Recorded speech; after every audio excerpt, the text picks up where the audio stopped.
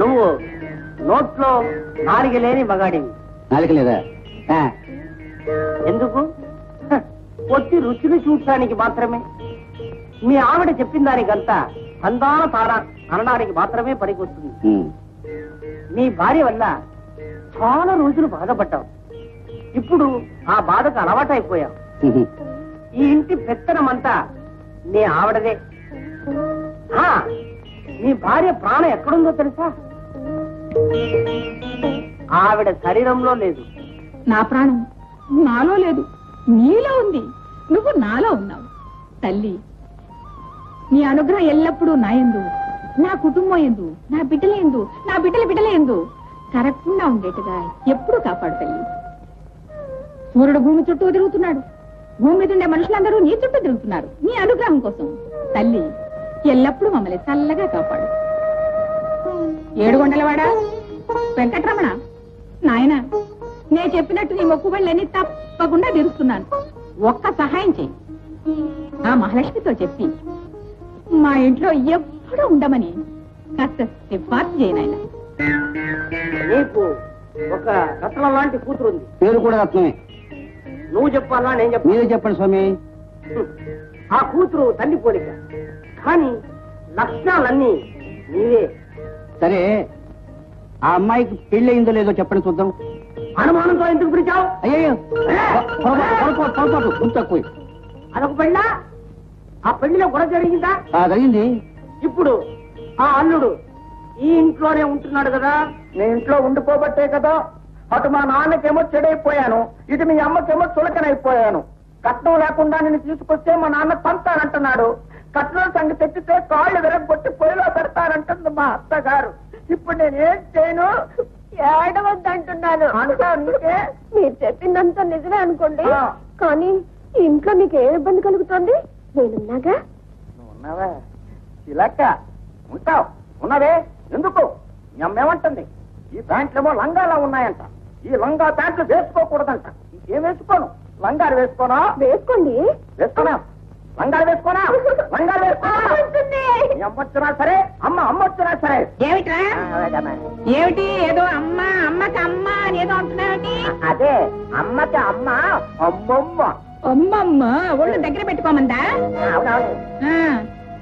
ఏమిటి మరి గాంట్రించేస్తున్నావు? పులిహోర మెళ్ళ వేసుకుని అరిచినంత మాత్రం మగాడి కాలేవు. వెళ్ళి పనులు చూసుకో. అమ్మాయిని గురించి చాలా కరెక్ట్ గా చెప్పారు, మరి అబ్బాయిల గురించి ఏం చెప్పలేదే. వస్తున్నా నీ అబ్బాయిల దగ్గరకే వస్తున్నా. నీకు సూర్య చంద్రుడు లాంటి ఇద్దరు అబ్బాయిలు ఉన్నారు. బాయ్ నిజమే, కాకపోతే పెద్దవాడి పేరు చంద్రుడు, చిన్నవాడి పేరు సూర్యుడు. ఆ చంద్రుడికి కాస్త గ్రహణం పట్టినట్టుగా అనుమానం. అవును బాబు, ఒక అతని దగ్గర 25,000 అప్పు తీసుకుని బట్టల వ్యాపారం పెట్టాడు. అందులో నష్టం వచ్చింది. ఆయన కోర్టులో డిగ్రీ తీసుకున్నాడు. మా ఆవిడేమో అప్పు తెచ్చుకుంటోంది. అందుకని మిగిలింది నేను చెప్తున్నాను. వాడు ఇప్పుడు ఇల్లు వదిలేసి కేసాల పడ తిరుగుతున్నాడు.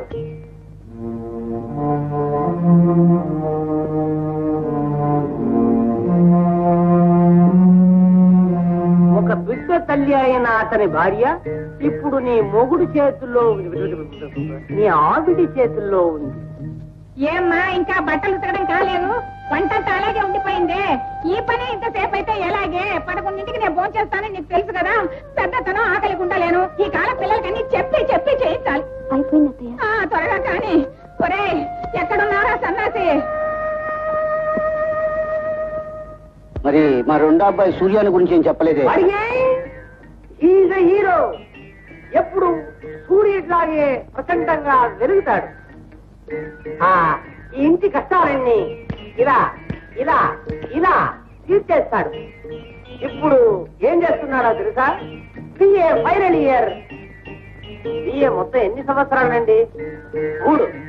థర్డ్ ఇయర్ ఫైనల్ ఎగ్జామినేషన్ పరీక్ష రాస్తున్నాడు.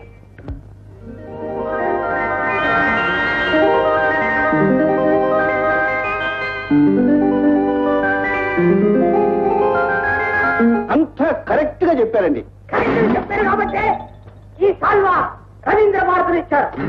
ఈ పంచ వచ్చారు. మరి ఆ తుండు ఇది ఒక ఇంట్లో తత్తిరం చేశారు, అప్పుడు ఇచ్చారు. ఒకటి నువ్వు మర్చిపోయావు, కానీ నేను మర్చిపోలేదు.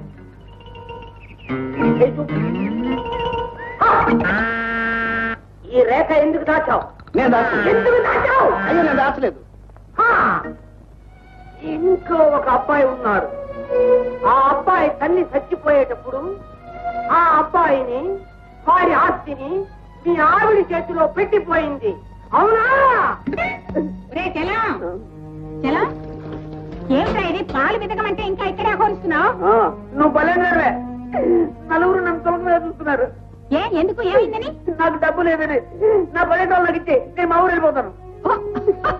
సన్నాసి, అదే. ఒరే, నీ 10 ఎకరాలు నా దగ్గర ఎక్కడ ఉందిరా? ఊర్లో ఉంది. నా దగ్గర ఇచ్చింది కాగితాలు, నిన్ను మీ అమ్మ నా చేతిలో పెట్టిపోయింది అంతే. ఎవర్రా నలుగురు? చెప్పు కాస్త. వాళ్ళ మక్కెలు విరగొడతాను. నీ బుద్ధి పాడు చేస్తున్నారు దొంగ వెధవలు.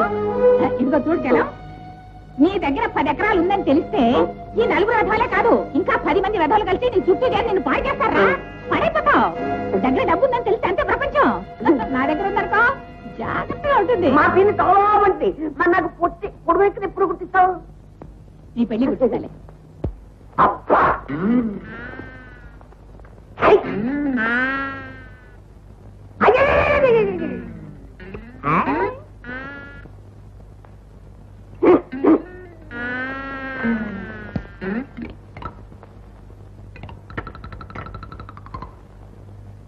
నేను చెప్పింది జాగ్రత్తగా విను. ఈ ఇంటికి ఒక రాబందు రాబోతుంది. నమస్కారం బావగారు. వచ్చావు?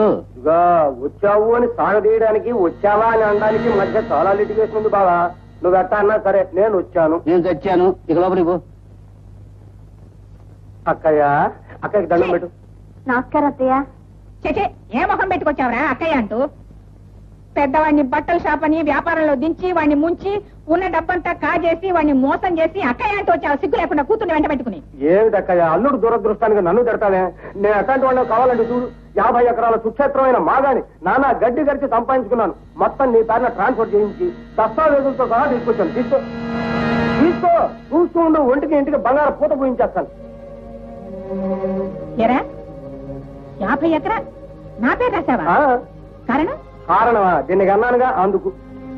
ఓ అదే విషయం. నేను అనగా నక్క జిత్తులు అప్పారావు జక్కలపాడు. ఒరే, ఇందులో ఏం చిక్కులు లేవు కదా? అలాంటివి ఏమైనా ఉంటే నీ పాటలు కుక్కలు పడవు. ఏమిటక్కయ్యా, పిల్లనిచ్చుకునే చోట ఇచ్చటి పని చేస్తానా? ఏదో మనం మొదటి నుంచి అనుకుంటున్నట్టు దీనికి సూర్యానికి నీ చేతుల మీదుగా పెళ్లి జరిపిస్తే దానికేం లేరా. ఇదిగో చూడు రే, దేవుడున్నాడ్రా. నువ్వు ఎన్ని చేసినా ఈ ఆస్తి ఎక్కడికి చేరాలో అక్కడికే చేరింది. ఈ ఆస్తిని కూడా ఎక్కడికి చేర్చాలో అక్కడికి చేరిస్తే నా బాధ్యత వదిలిపోతుంది. చూద్దాంగా, సూర్యం కూడా వస్తాడుగా. అప్పుడు ఏం తొందర ఇవన్నీ నించోనా మాట్లాడేది? కూర్చోవాలి. నేను ఎప్పుడో ఇంతప్పుడు చూశాను, ఇప్పుడు ఇంత అయింది. రాండి కూర్చున్నారు. ఇంకా ఇంత అవ్వకముందే ఈ పెళ్లికి అంతా జరిపించేస్తే కూర్చోవే బంగారు తల్లి. నా పేరు బంగారు తల్లి కాదు, వరలక్ష్మి. నువ్వు మహాలక్ష్మి. దీనికి మాటలు కూడా వచ్చారు. కూర్చో కూర్చో. కూర్చో. ఇదిగో చూడు. చూడక్కయ్య, నువ్వు అండం కూడా అయిపోయింది. నేను వెళ్ళి ముహూర్తాలు పెట్టించుకోనా? తొందర ఏమిట్రా? ఎంతైనా నువ్వు నా పిన్నమ్మ కొడుకువి, భర్తకి తమ్ముడివి. నీ కూతుర్ని నా కొడుకు చేసుకోవడంలో తప్పేం లేదు. ఎందుకైనా మంచిది, అబ్బాయి పరీక్షలు అయిపోయి వచ్చేస్తున్నాడు సూర్యం.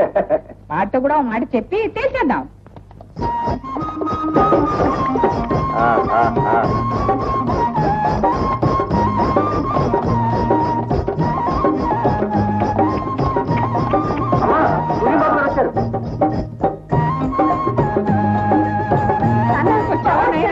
రానాయనా, ఎంత కాలానికి వచ్చావు నాయనా?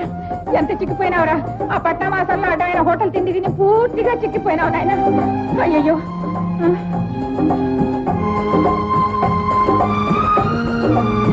నువ్వు ఎప్పుడు వచ్చావు మామయ్య? నేను వచ్చాను ఆయన అన్నట్టు మర్చిపోయా. ఆ 50 ఎకరాలు ఇదిగో 50 ఇప్పుడేగా వచ్చాడు. ఎక్కడికి పోతుంది 50 ఎకరాలు? మన దగ్గరగా ఉంటుంది. ఎక్కడికి రావాలో అక్కడికే వచ్చింది. నువ్వు ఉండు, కష్టమైన విశ్రాంతి తీసుకొని. ఏ వరాలు, నువ్వు కూడా వచ్చావా? అవును, నేను వచ్చా. నాన్న, నాకు సిగ్గేస్తుంది, లోపలికి వెళ్తా. దానికి సిగ్గు వచ్చిందిరా. రత్నం, బాగున్నావా బావా? నాకేం బావా అన్ని సక్రమంగా వేళ వేళకి ఇంట్లో మిగిలినవన్నీ తిని నున్నగా ఉన్నాడు. వాడికేం తక్కువ కానీ నాయన నువ్వు వెళ్ళి త్వరగా స్నానం చేసి భోజనానికి రెడీగా నీకు ఇష్టమైనవన్నీ చేశాను నాయన. చూసావు నువ్వు వెళ్ళి అన్నయ్యకి ఏం కావాలో చూడు. అత్తయ్య గారు నేను నీవా వాడి బట్టలు ఏమైనా ఉంటే ఇస్త్రీ చేయపో. చేరకు బాబు చేరకు నా బుద్ధి కదూ. వదినా నువ్వా సూర్య బాగున్నావా? బాగానే ఉన్నాను వదినా. నీ పరిస్థితి చూస్తూ నువ్వు బాగున్నావా అని అడగటానికి నాకు నోరు రావటం లేదు. నాకేం బాబు బాగానే ఉన్నానుగా. భర్తకు దూరమైన భార్య, అత్త చేతుల్లో బానిసగా బతికే కోడలు ఎంత బాగుంటుందో నేను ఊహించుకోగలను. వదినా నీకోసం ఈ చీర తీసుకొచ్చాను. నాకెందుకు బాబు? తీసుకో వదినా, పర్వాలేదు. బాబు నీకు బిస్కెట్ ప్యాకెట్. వదినా అన్నయ్య ఈ మధ్య ఎప్పుడైనా ఇక్కడికి వచ్చాడా? రాజాలా బతకాల్సిన అన్నయ్యకి ఇలాంటి పరిస్థితి కల్పించాడు అప్పారావు మావయ్య. రాజాలా బతకాల్సిన అన్నయ్య పూజాలా తిరుగుతున్నాడు గాని అయిందా అత్తగారి మీద ఆరోపణ, వదిన గారి మీద సానుభూతి? కొంచెం రానాయన నీతో మాట్లాడాలి. వస్తున్నానమ్మా. ఏంటమ్మా? కొంచెం రానాయన నీతో మాట్లాడాలి. ఏం లేదు, మా వరాల్ని నీకు ఇచ్చి చెయ్యాలని చిన్నప్పటి నుంచి అనుకుంటుందేగా. అది వాడికి తెలుసుగా. మరి ముహూర్తాలు పెట్టుకోమంటావా? ఆగు, తొందరపడతావే. వాడితోటి మాట్లాడాలి, ఆయనతోటి మాట్లాడాలి. ఏమండి ఏమంటారు? నేనేమంటాను, నువ్వేమంటే దానికి తందాన అంటాను. నలుగురిలోనూ పరుగు తీయడమేనా? నాన్న అమ్మ చెప్పిన ప్రజ్ఞానికి నువ్వు తందాన నేను మాత్రం అలా అనలేను. ఈ పెళ్లి చేసుకోను. చేసుకోనంటే ఎట్లా నాయన? ముందుగానే 50 ఎకరాలు నీ పేర్లు రాసి కాగితాలు అక్కడి చేతికి కూడా ఇచ్చాను. 50 ఎకరాలతో నన్ను కొనలేవు మామయ్య. కరెక్ట్, నేను అదే మాట చెప్పాను నాయన. నా బిడ్డ కొన్ని లక్షల ఖరీదు చేస్తాడని చెప్పాను కదరా నీకు. ఏం చేస్తా చూడు నాయన, వాడి దగ్గర ఉండేది 50. ఆ 50 ఎకరాలు నాకు ఇచ్చేశాడు. ఆ పైన తల తాకట్టు పెట్టేనే ఏదన్నా సర్దుతాడు. దాని గురించి నువ్వు ఆలోచించగా నీ సంగతి ఏమిటో చెప్పు. నువ్వేమైనా చెప్పమ్మా, ఈ పెళ్లి మాత్రం జరగదు. ఇదేదో సినిమా డైలాగ్ లాగుందే.